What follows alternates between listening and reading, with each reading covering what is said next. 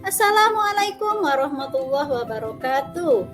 Ketemu lagi dengan saya, Ibu Lini Susanti SPD, Guru Fisika SMA Negeri 3 Lubuk Linggau. Apa kabar anak ibu semuanya?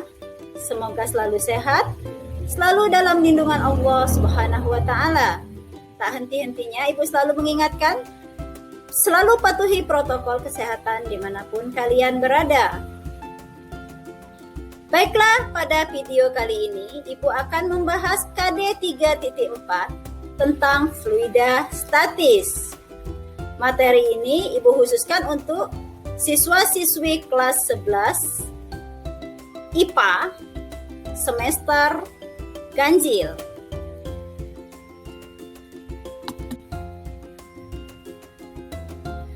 Sebelum kita bahas fluida statis, alangkah baiknya kita tahu dulu apa sih fluida. Ya, fluida itu merupakan zat yang dapat mengalir, dapat berubah zat cair dan gas. Ya. Yuk kita cari tahu. Pernah nggak kalian mengamati beberapa benda berikut? Pada slide tersebut kalian dapat melihat di sana ada gambar sebuah kapal selam yang sedang mengapung, ikan berenang, nyamuk di permukaan air. Ya, ketiga gambar tersebut ada hubungannya dengan fluida statis. Yuk kita pelajari lebih lanjut tentang fluida statis. Fluida statis kita akan membahas tekanan hidrostatis, hukum Pascal, hukum Archimedes, tegangan permukaan, dan kapilaritas.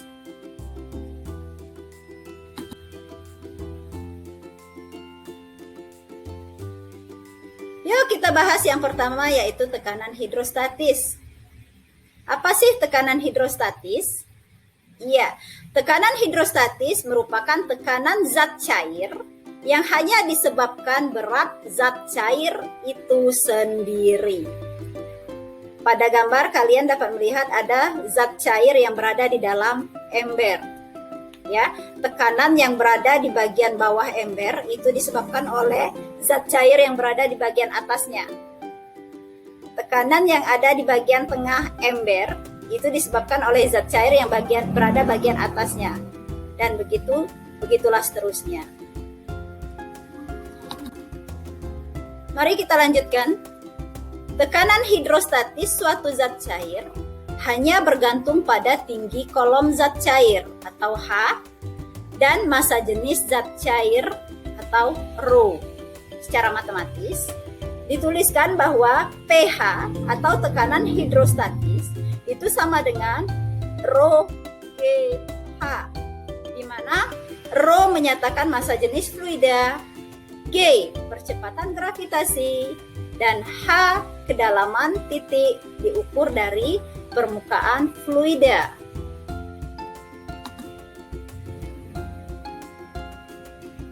Mari kita lanjutkan ke hukum utama hidrostatis, di mana bunyinya semua titik yang terletak pada suatu bidang datar di dalam fluida atau zat cair akan memiliki tekanan yang sama.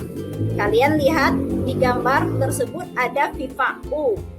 Perhatikan di pipa U ada titik A dan titik B yang letaknya adalah sejajar, ya. Di mana titik A ditekan oleh tekanan hidrostatis dengan jenis hidrostatis ρA serta ketinggian HA. Sedangkan pada titik B ditekan oleh hidrostatis dengan jenis ρB dan ketinggian HB, sehingga diperoleh di sana tekanan titik A itu sama dengan tekanan titik B. PA sama dengan PB. PB. Sehingga diperoleh ρA HGHA sama dengan ρB GHB. Atau ρA HA sama dengan ρB HB.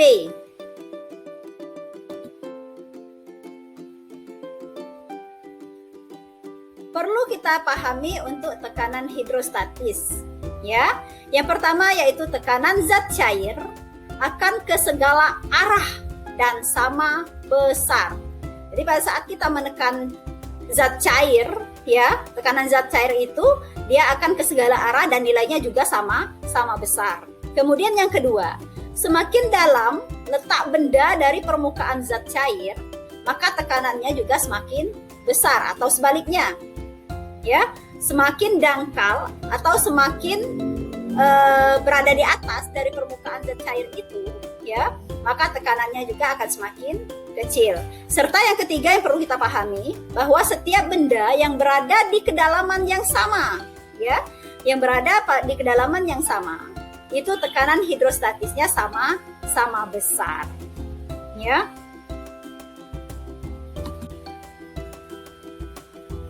Oke, kita lanjutkan yang kedua yaitu hukum Pascal.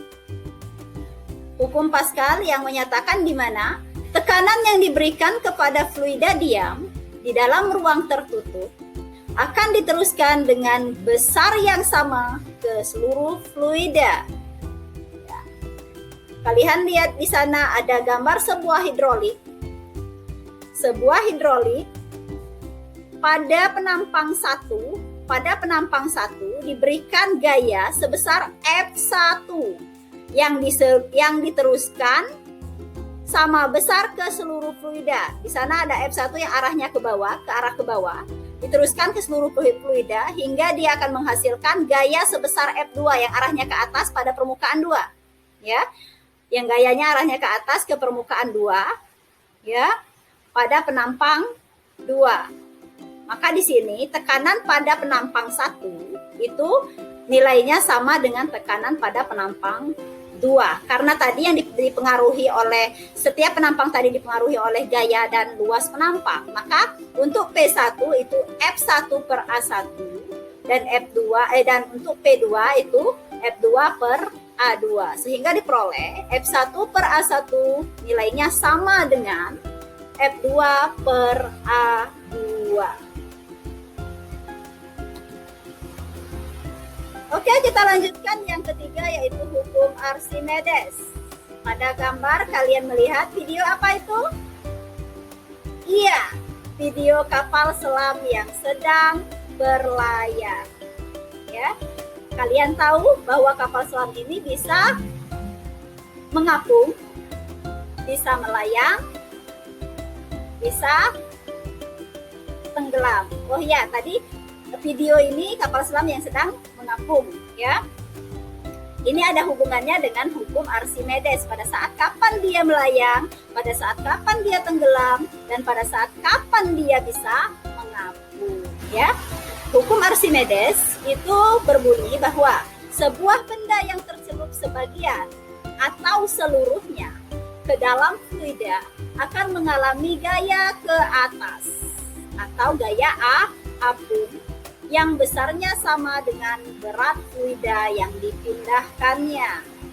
Nah, contoh lain, kalian pernah melihat orang mandi di dalam bak yang awalnya baknya dalam keadaan penuh, tiba-tiba dia masuk ke dalam bak sehingga volume air yang tumpah, ya, itu dipengaruhi oleh orang yang masuk ke dalam bak tadi. Ya, ini ada hubungannya dengan hukum Archimedes, ya. Gaya apung itu besarnya sama dengan berat fluida yang dipindahkannya. Ya, berarti gaya apung tadi ya seberapa banyak air yang keluar tadi atau yang tumpah. Oke, gaya apung ini merupakan selisih dari gaya berat benda di udara dengan gaya berat benda di dalam fluida. Kalian pernah mengangkat sebuah benda ketika di dalam air dan ketika berada di udara. Contohnya bendanya batu. Pada saat kalian bawa di dalam air, pada saat kalian berenang membawa batu, kemudian pada saat kalian ke darat itu membawa batu yang sama. Apa perbedaannya? Ya, jelas perbedaannya pada saat kalian membawa batu itu di dalam air akan terasa lebih ringan dibandingkan saat membawa benda batu itu di udara. Kenapa? Karena dipengaruhi oleh gaya apung. ya, dibantu oleh gaya apung tadi. Gaya apung itu tadi sama dengan WU, berat benda di udara, ya, dikurangi dengan berat benda di dalam fluida. Jadi FA sama dengan WU min WF, atau FA gaya apung itu sama dengan rho fluida, ya, dikali dengan volume benda yang tercelup atau volume benda di dalam fluida dikalikan dengan gravitasi.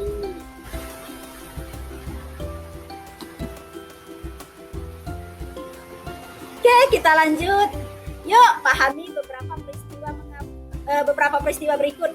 Peristiwa mengapung, melayang, dan tenggelam. Pada saat kapan benda ini mengapung?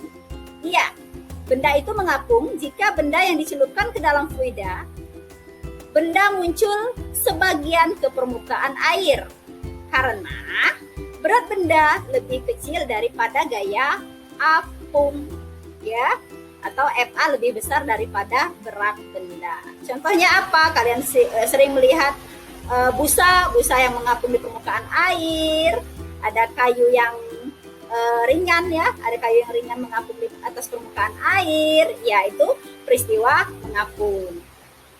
Kemudian yang kedua ada peristiwa melayang, ya. Pada saat kapan? Iya, pada saat jika benda dicelupkan seluruhnya ke dalam fluida atau zat cair, maka gaya apung itu sama dengan berat benda. Pada saat gaya apung sama dengan berat benda atau FA sama dengan U. Contohnya apa? Ikan berenang atau benda-benda yang berada di dalam air tapi dia tidak di permukaan, tidak juga di dasar wadah, ya. Dan yang ketiga ada peristiwa tenggelam, ya. Di mana peristiwa tenggelam jika benda yang dicelupkan seluruhnya ke dalam fluida atau air, maka gaya apung itu lebih kecil dibanding berat benda. Maka FA lebih kecil daripada W. Contohnya apa? Contohnya batu yang kita lempar ke dalam air, ya. Batu itu berada di permukaan, berada di dasar wadah. Berarti batu itu merupakan peristiwa tenggelam. Terus apa hubungannya dengan kapal selam tadi? Iya, kapal selam memang didesain supaya dia bisa mengapung, melayang, dan tenggelam. Jadi tugas kalian nanti untuk lebih mendalaminya. Iya. Oke, kita lanjut lagi. Yang selanjutnya ini ada tegangan permukaan. Tegangan permukaan sering kalian melihat di sana ada video yang ke-1. Daun yang mengapung di atas permukaan air. Ada daun bunga itu mengapung di atas permukaan air. Kemudian ada yang video yang kedua ada tetesan embun, ya. Tetesan embun di atas daun, ya. Ada lagi contoh lain, dia ada binatang. Ada binatang nyamuk, yang binatang kecil yang ringan. Binatang nyamuk itu berada di permukaan air. Dia tidak masuk ke dalam airnya. Kenapa? Ya, karena di sini ada tegangan permukaan. Apa sih tegangan permukaan? Tegangan permukaan itu kecenderungan, ya, kecenderungan kemampuan zat cair itu untuk menegak, untuk mempertahankan, sehingga permukaannya itu seperti ditutupi suatu lapisan elastis, ya. Saya ulangi lagi. Tegangan permukaan itu yaitu kecenderungan zat cair untuk menegak, sehingga permukaannya seperti ditutupi suatu lapisan elastis. Itu tadi contohnya, ya, sering melihat kan dalam kehidupan sehari-hari. Oke, yang terakhir ini ada kapilaritas. Pada gambar yang pertama di sana air menetes pada lumut. Yang kedua, gambar yang kedua ada pipa kapiler pada air dan pipa kapiler pada raksa. Apa sih kapilaritas?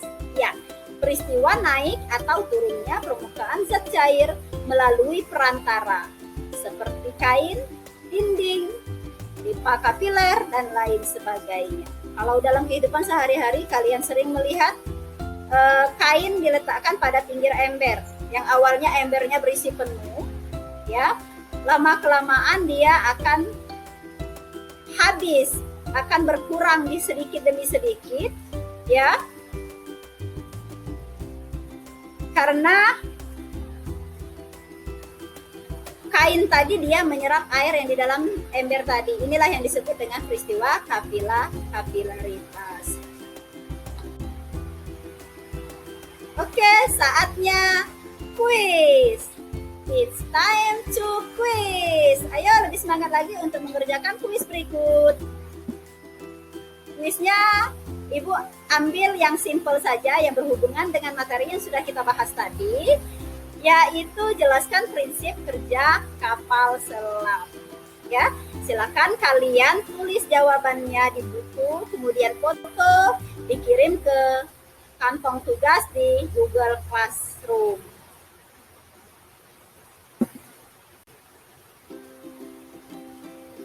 Untuk lebih mendalami materi kita hari ini, silakan kalian buka sumber belajar lainnya, bisa dari buku paket, web, YouTube, dan lain sebagainya. Ya, terima kasih sudah menonton tayangan ini. Salam sehat dan berprestasi. Wassalamualaikum warahmatullahi wabarakatuh.